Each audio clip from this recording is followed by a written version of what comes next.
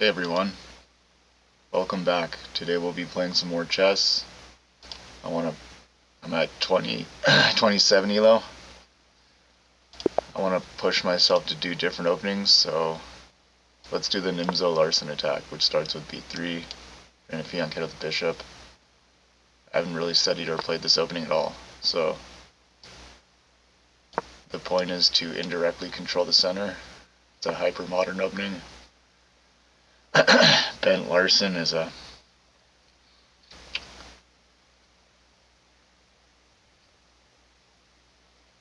Danish grandmaster. I think he popularized this opening. Don't quote me on that.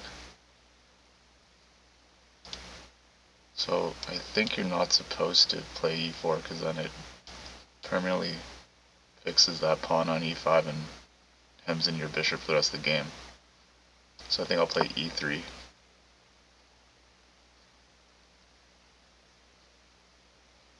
Maybe going for d4 even.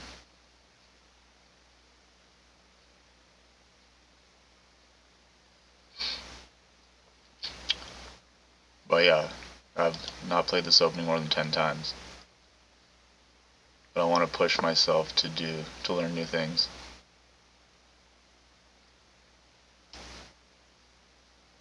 Definitely not f4, because then queen takes, winning back the pawn. There's no way to cover the... Or that would be too weakening to have to play g3 after. Can I play this? There's two schools of thought.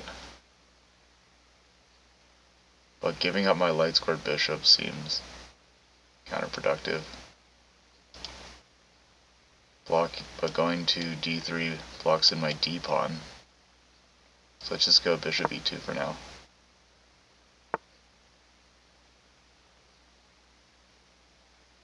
Maybe d3?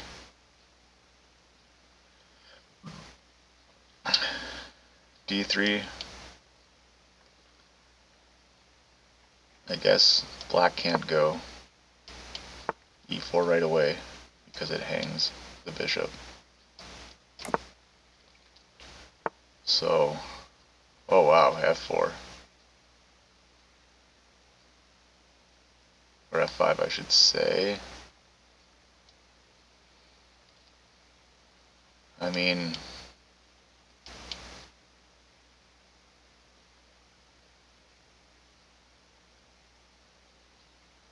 I'm looking at d4,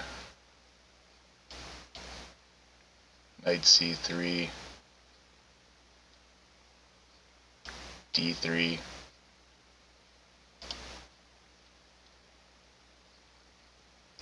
So d4,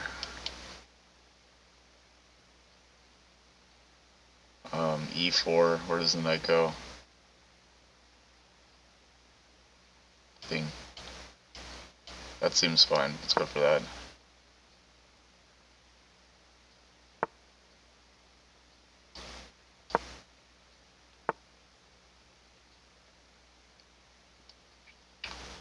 Now c4 seems pretty automatic.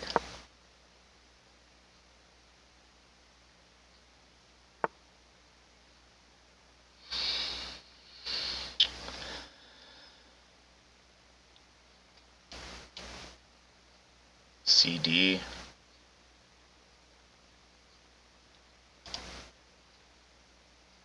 Guess I also have this move.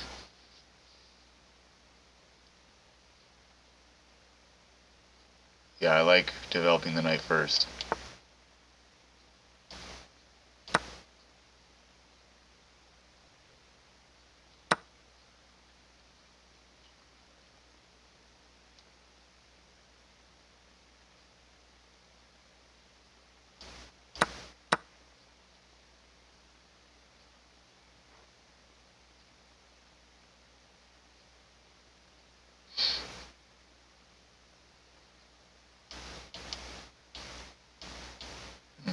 Okay, let's go here.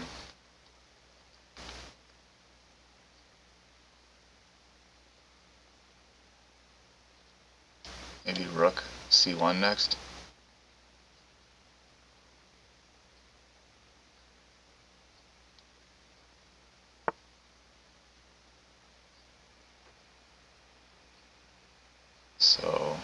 black's not going to castle. Interesting.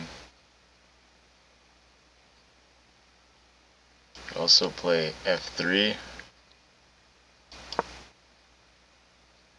f3 appeals to me because it opens up the f file.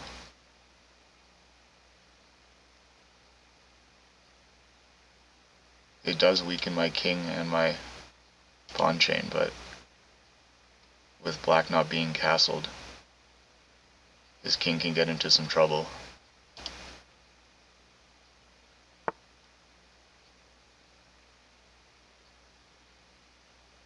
Is he going to take with the queen?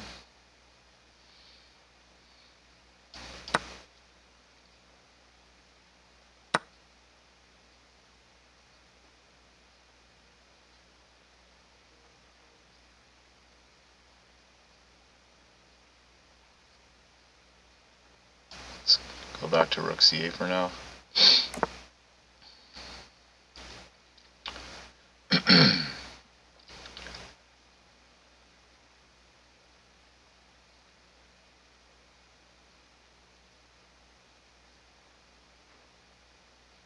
Okay, let's also get out of this rook's purview.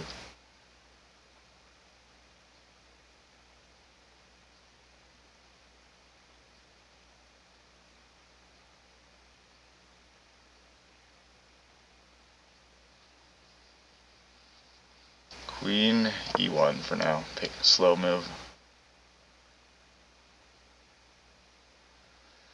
Possibly preparing queen g3.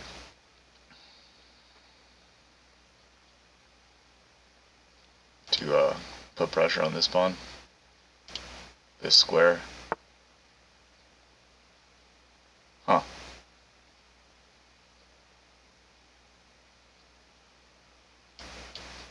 Is having the pawn land on h3 bad for me? I don't think so.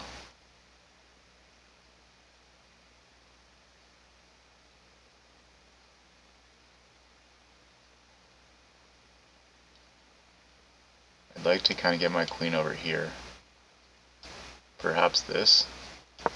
Yeah, I like that move.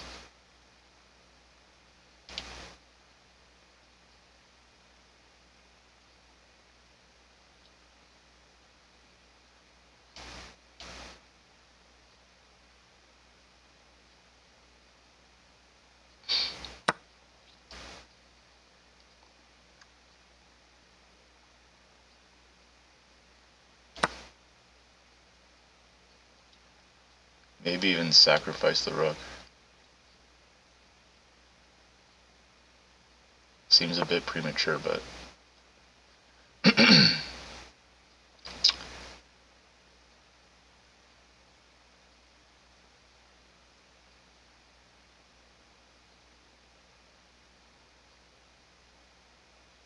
okay, here first.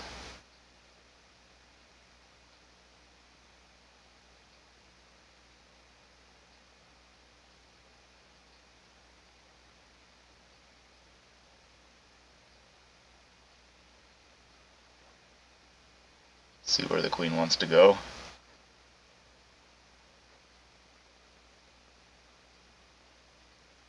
I can do a rook lift to c4, a4. Then probably a6, sacrifice the bishop, pawn takes. Yeah, that looks crushing. We'll see though, because this bishop.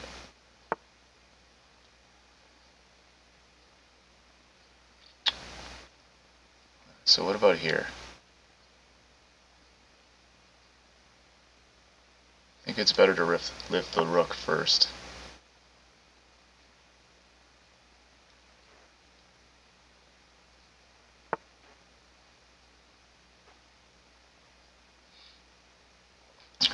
Okay. I could go here and offer a queen trade. Here the bishop comes back and my queen's almost trapped.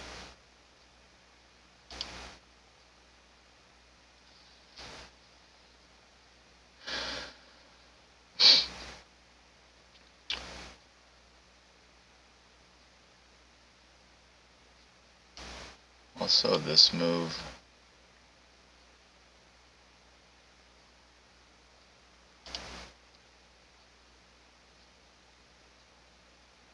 So let's just keep the queens on the board for now.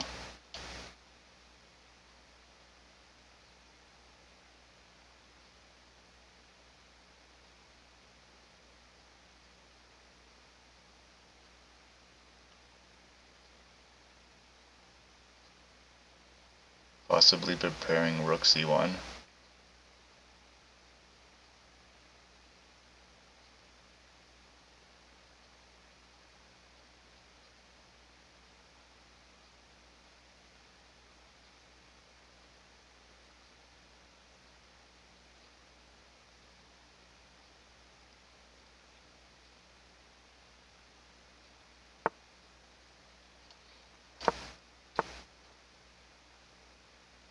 Now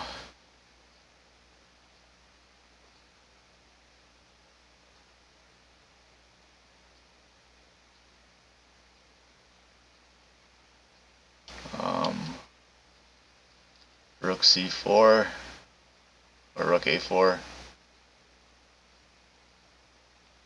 Let's start with this.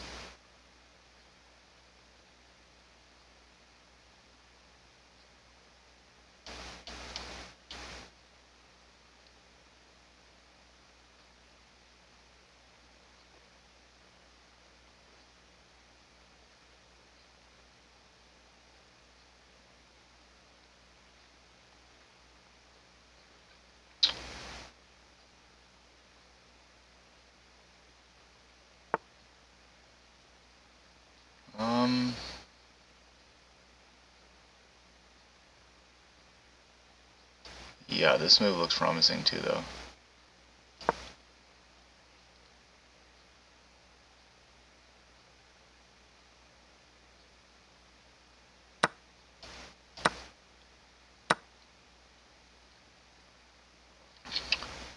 Now we hit the queen.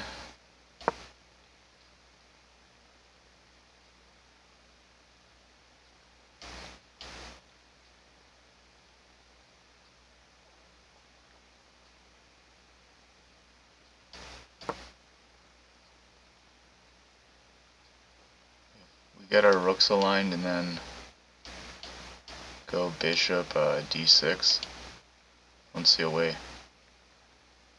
to keep that pawn.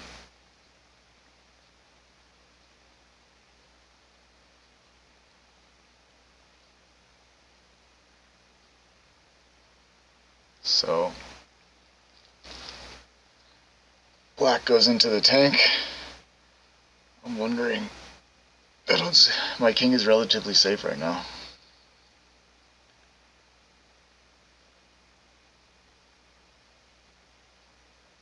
There's almost no way to avoid the queen trade, because if I go here, black will have to play one of these two moves.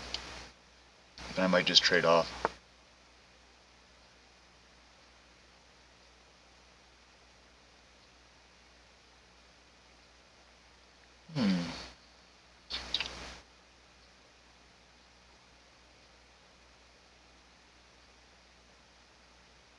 What about this move? Hitting the bishop and the pawn? What would black do in response to that? Move the bishop here? Yeah, I like this move now. Just changing my focus to the other side of the board.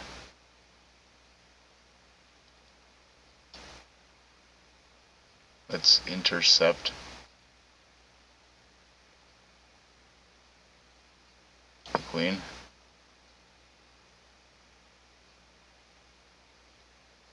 And also park the rook there to permanently block it.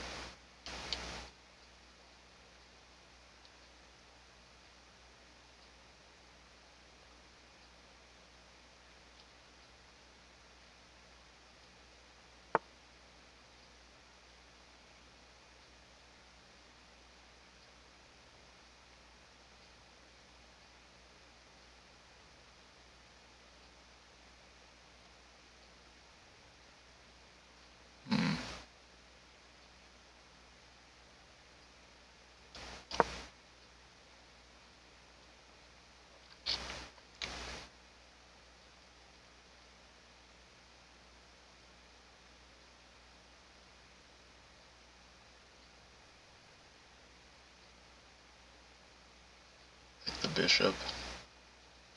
Running pretty low on time, so gonna have to speed up very shortly. I do like this move.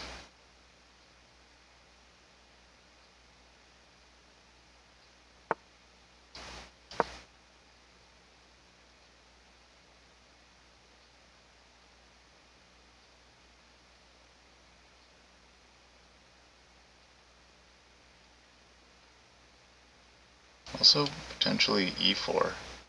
If pawn takes, then we win the bishop. If pawn doesn't take, then we take.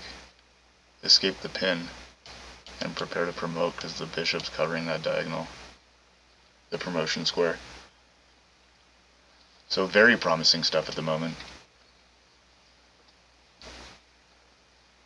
And what will black, how will black respond?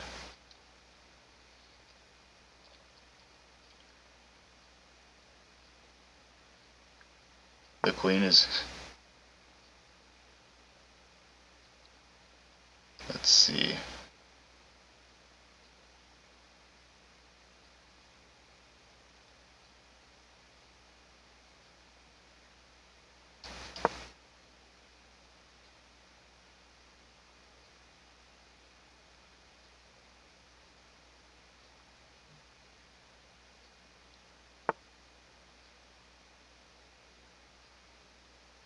So try this move.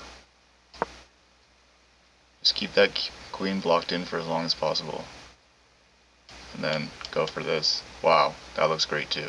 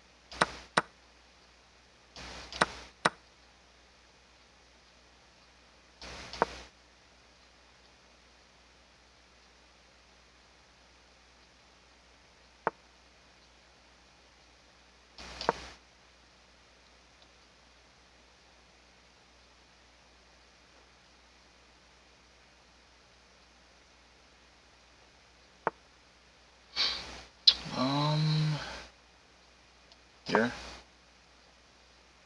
Hitting this pawn and this bishop.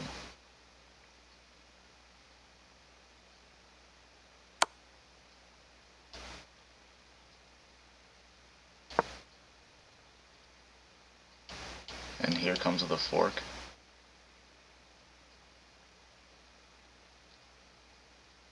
Coming down to the wire. Gonna have to really focus now.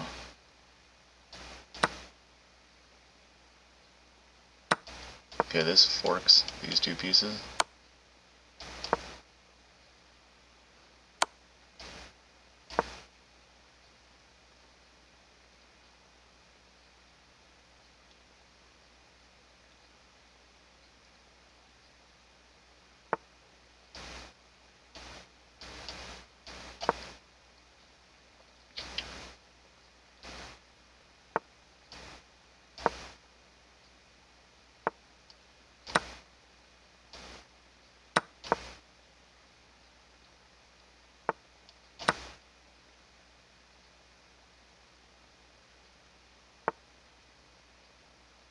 Let's go there.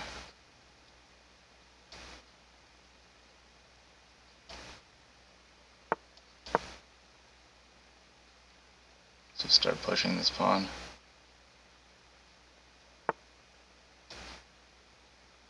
On here. I think I can just try to flag them.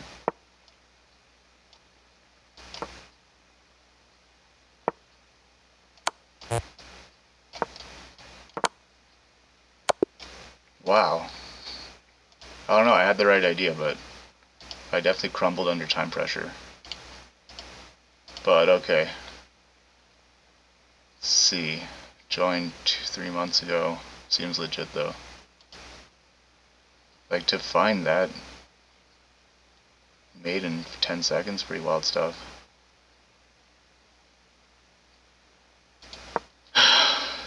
He blundered his rook and I missed it too. That would have been really nice. My strongest, my highest graded opponent. Okay. But I think I'm confident in my ability to navigate new openings.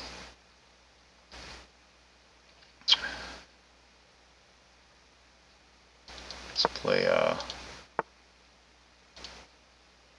so normally I play, let's try play Grunfeld. I haven't played that a lot. I've played like 20 times.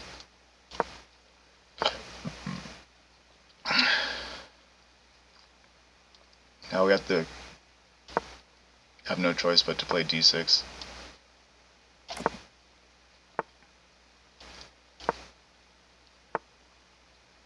I think knight a6 is an option, or knight d7. Also a5. I'm just gonna play a5. Kind of lock up the king side. Queen side, I should say. I think knight e7 is fine. Prepare for f4. Well, this looks like we're already going to lose. I already hate this position tremendously. But I should still be optimistic.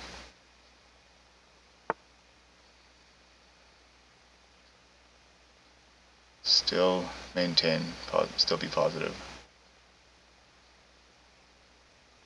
Guess I could try to go here.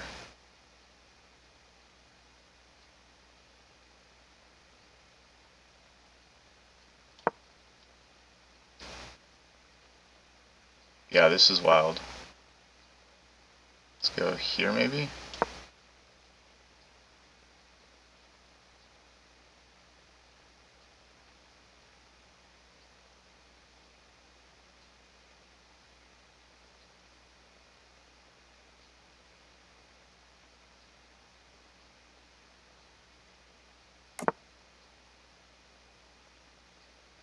Maybe bishop g6 next. Or go for knight a6 now.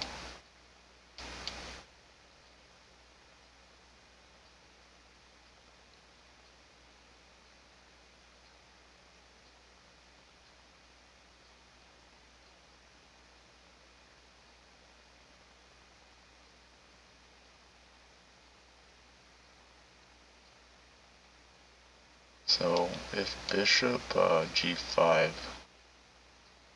where am I going to go? I think there's only one square.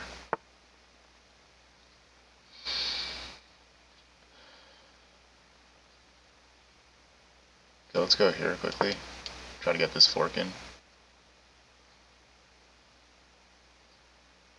Wow, there's two forks. Okay, this is turned.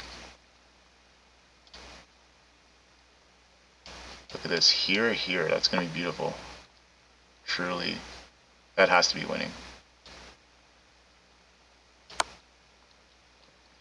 Oops, I missed it. But then there's a discovery here. We can take advantage of the fact that when this check comes, the bishop will have a discovery.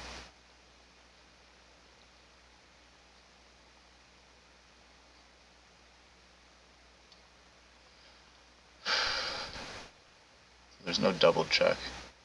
Let's go here. Now,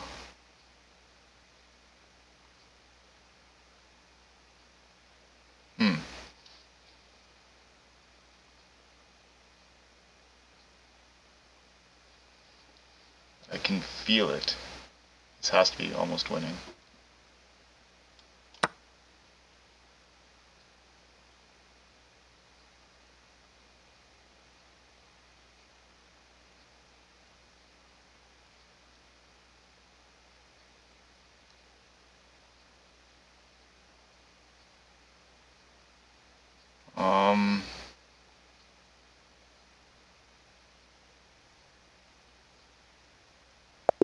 Okay, that's good.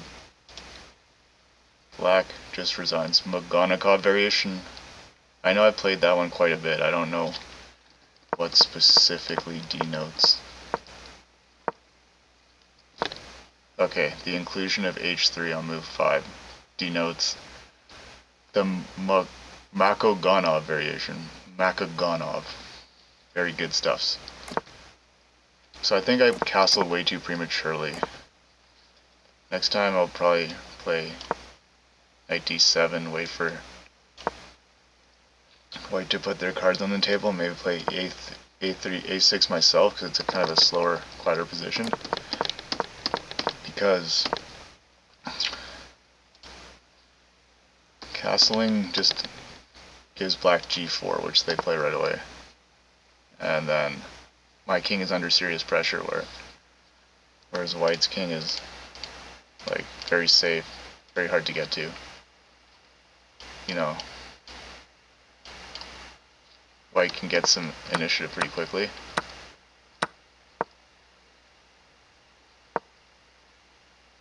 And just knight takes bishop f5, and I'm already in a lot of trouble. So castling was not the right approach.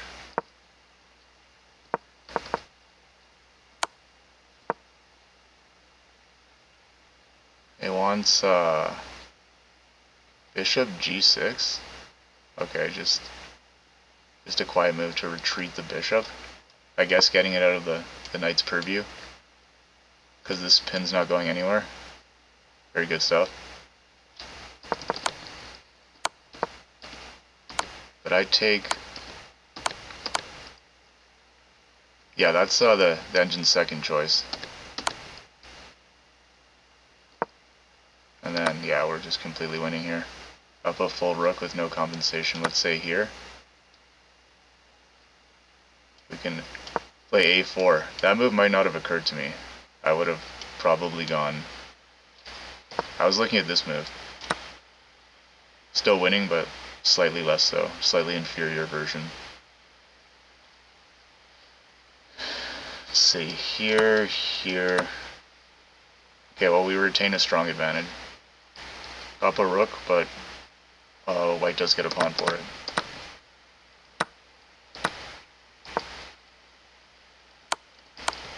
Okay, well, let's do a quick game review and call it a day, but I'm pretty happy with how everything went today. Like, we almost beat a 2100. Eventually, once we slightly shore up our accuracy in the endgame, I did spend a little, when I'm trying a new opening, it would have been nicer to have an increment, just so I don't flag like that, or collapse under time pressure.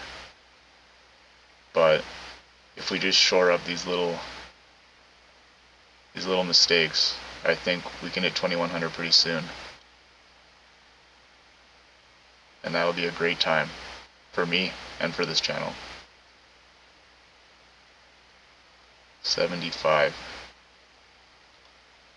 accuracy, not the best game, but sometimes I'm just going for blunt street chess, not necessarily the most accurate master level chess, which I can't execute even if I wanted to. Anyways, take care.